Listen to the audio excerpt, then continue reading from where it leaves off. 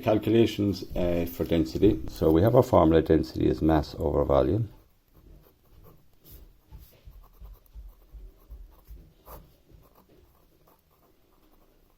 Okay, I'm going to call density D, M for mass, V for volume. It's kind of a formula, a little bit like what you'd be using in algebra.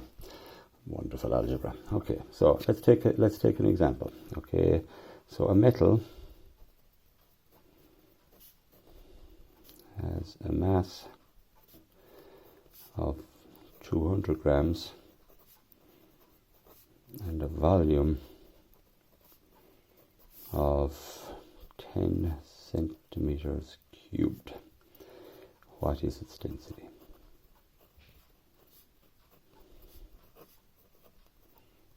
Okay, so what you always do is you write down the formula and you fill in what you're given. You're given the mass is 200. You're given the volume is 10.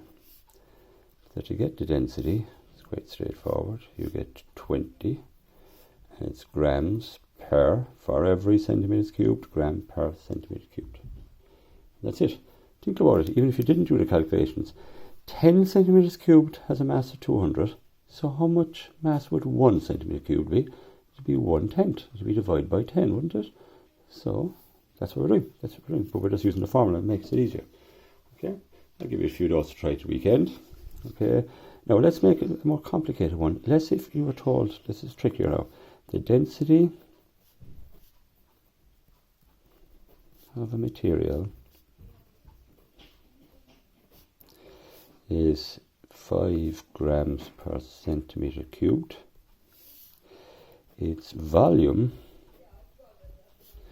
is 100 centimeters cubed. What is its mass? Okay, so now we'll write down the formula again. Okay.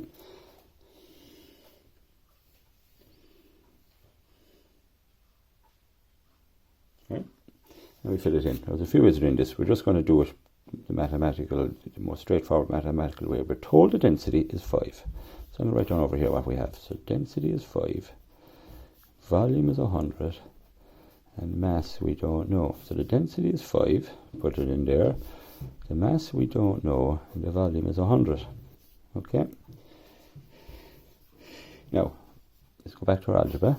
We want to get our mass the same. We just want mass on the right hand side. We want the mass on its own, so we want that on the right hand side. And we want to get rid of the volume. We're dividing by 100. So remember what we did? We multiplied that side by 100 to get rid of the divided by 100, because that's the inverse. They'll cancel. But if we do that to the right hand side, we must do the same to the left hand side. And we end up with a mass of 500. And we're talking about grams and centimeters cubed, so it's 500 grams. That one is trickier, worth looking at. We'll give you one of those to try for the weekend. Okay, and we'll come back to them then early next week.